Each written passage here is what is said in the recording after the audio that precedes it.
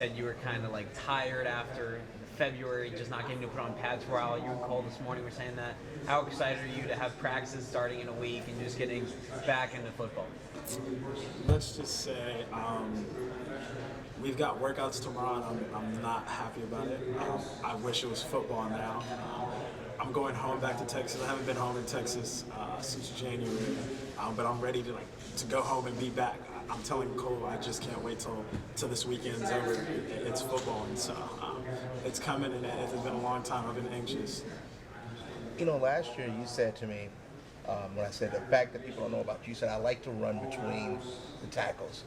You've shown that you like to run between the tackles. Doing it consistently, taking a beating consistently, did you feel yourself getting stronger throughout the season? I personally don't think I took a beating at all. There's probably one game where I woke up the next morning and was like, man, I was sore. It was after the Utah game.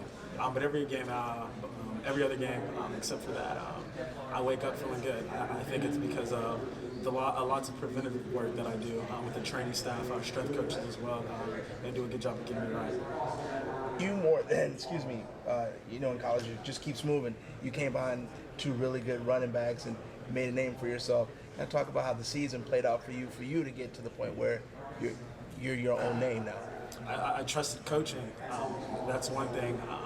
I had a running back coach, John Simon, who's been there, been to the league. He's done that, and then I also having Coach Herman, and then lots of other professional guys that played in the NFL, coached in the NFL on our staff. So what they're saying, it makes you actually not only believe it, but you want to work harder because you know that they've been there, they've done that, and what they're telling you is the right thing, and it's not just bull crap. You talked this morning about how you were always viewed as a little bit younger than some of your teammates in high school, even coming to ASU and being the starter last year. What's it like for you now trying to change that approach a little bit, being one of the veteran leaders of this team? Yeah, as a young guy, I always was the guy who let the seniors do all their stuff. I was just the guy who liked to see things, observe things, and not really say much. This year, I'm learning to be more of a vocal leader, and that's because I see a lot of things now. And there's young guys behind me now that need to be coached up, and I feel like I can reach them on a personal level and get them to play at their max potential, along with what our coaches are doing here as well. All Pac-12 preseason team. Outside whispers about Heisman race.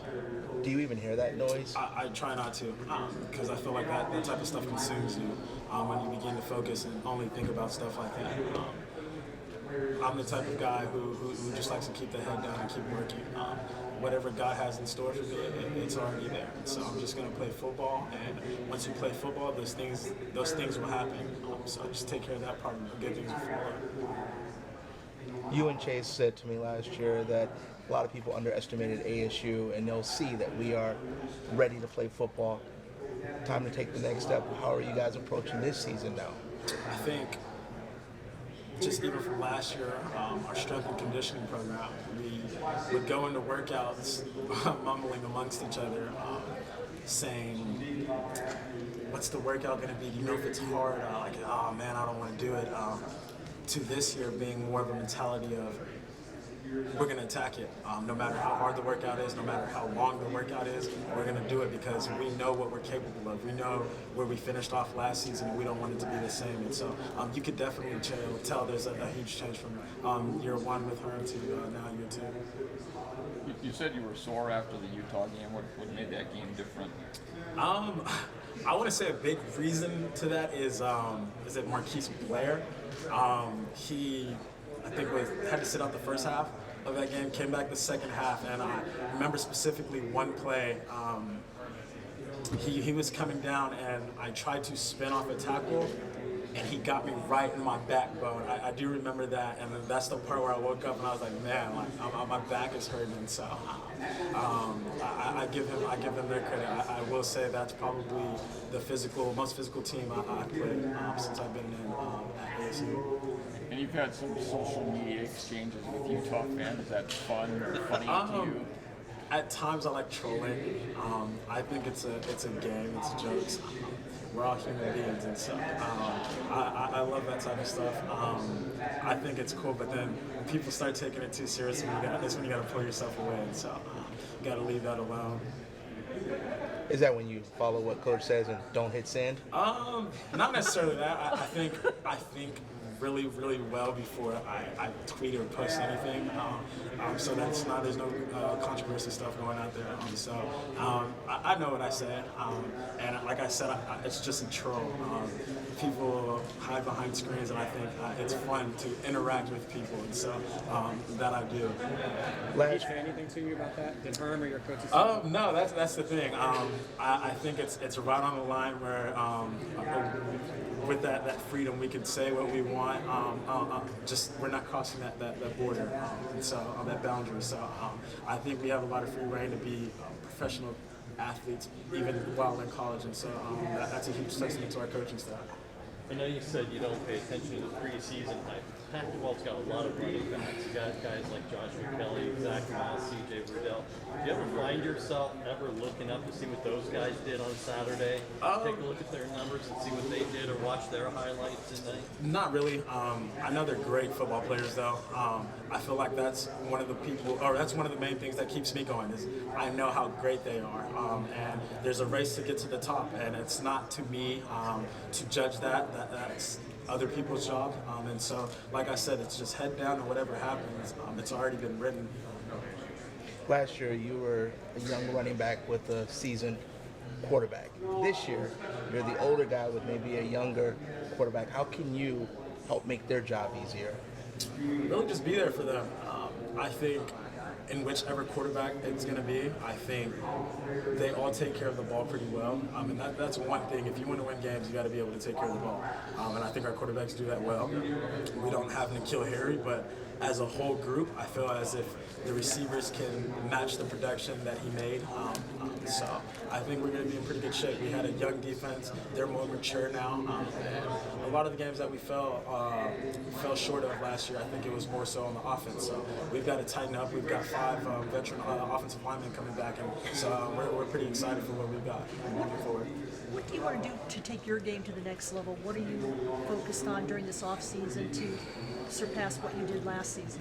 This offseason, I've really put a special emphasis on route running, defining it, not necessarily just beating linebackers. I was working to gain separation, and so that's one thing that I've been working on quite a bit this offseason. And with the way the running back game in the NFL is starting to shift into that a little bit more, with Le'Veon Bell saying, I want to be the number 2 receiver, on a team. How does that kind of influence you as you just see running backs at the highest level trying to do more than just be able to run the ball effectively? I felt like pass catching has been a natural ability for me. I don't think I've ever had issues catching the ball. And so Coach Herm just thinks that's another way to get the ball to me in space, not running through the tackles, getting a hit on my body. And so that's something I'm looking forward to. I think last year I finished with 35, maybe 36 receptions. Herm's goal at minimum is 50 this year. So I've been working, so there's no excuse. And you had some pretty big goals last year that I know you and Coach Simon told me about during the season. You passed a lot of those goals. How do you approach that this year? Are you going to set goals for yourself again this year, or is it going to be something different for you? Really, that's something I probably got to go back and talk to Coach Simon on. I haven't really thought about that. I mean, even though the season is getting close, that's probably one area in my life right now. Goals, it could be the Friday night before the game I set those. I think right now I'm really just anxious to get back into the football groove and get that going before anything's written or done and put on paper. And how often do you get to talk to Coach Simon anymore now that he's obviously in Memphis? I always call him. I FaceTime him. He's growing his hair back. I tell him to cut it. Doesn't seem to listen, but we have a great relationship. Texting him daily. I'm still in a group message with him, Kalen Balaj, and 2 other running backs that he coached previously. And so we talk quite a bit and just keep that relationship going. And how's your relationship with Coach Iguano formed in the past, 6 months? It's been going really well. I've had Coach Simon. I've been able to pick up his way, learn his thing, and it's just nice now to get an opportunity to learn from somebody different, get their insight and perspective on things, and add that to my game ultimately. Have you always played running back? I remember when I was younger in my little league, I skipped the weigh-in. I didn't go to the weigh-in, and so they ruled me ineligible to play a skilled position. I played offensive line and D lineman, and yeah, But other than that, it's been mostly running back. Yeah. Have you ever considered another? Did you ever at any point consider playing safety or linebacker or something like that? In high school, they try to use me on defense at linebacker and safety, but they used me too much on offense that it never really worked out, and so I stuck on the offense side. There are guys who played both ways, maybe in high school, and then they decided in college that they were going to play defense because they wanted to dish out the hits or they wanted to have a longer career in the game. Why does running back work for you? I feel like I'm different to a certain extent. I think I see the field quite well, and I feel like that makes running backs unique, the way they see the field. And so I feel like you can't waste talent such as that and go play a different position. That's never really been anything that I've thought about, playing a different position. I like the ball to be in my hands. I like being able to, if we were to lose a game, I would like to know that the game was in my hands and I lost it, as opposed to being on defensive and waiting for somebody else. And so I take pride in being a running back that touches the ball quite a bit. The Pac-12 sort of has this reputation as maybe a quarterback.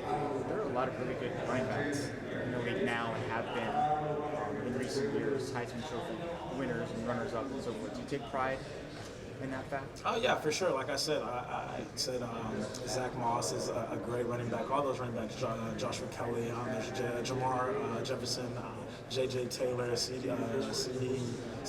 Verdell. So there's a lot of competition as far as running back in this league, and I feel like it's going unknown just for the fact that it's West Coast football, and so not everyone is really getting a chance to see football on the side, and so I think that's that.